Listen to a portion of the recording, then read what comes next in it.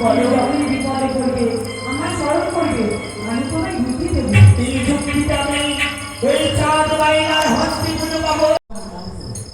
সেই মহাজ্ঞান মন্ত্র দিয়ে পুড়ে যাওয়া চম্পলা নগরকে পুনর্জীবিত করলেন। দেবী মনসা মনে মনে চিন্তা করলেন, যতক্ষণ মহাজ্ঞান থাকবে রাজা চন্দ্রধরের কাছে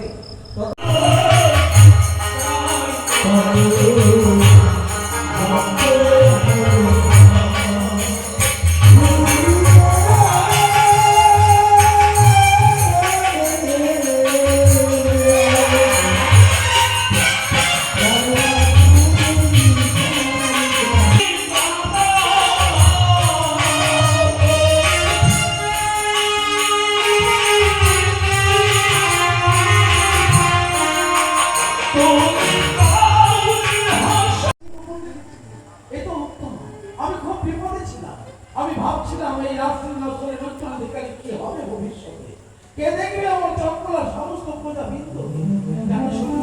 এই শুভ সংবাদ শুধু শুভই নয়, চম্পলার উত্তরাধিকারী আসছে, মানে চম্পলার মর্যাদা বৃদ্ধি হচ্ছে।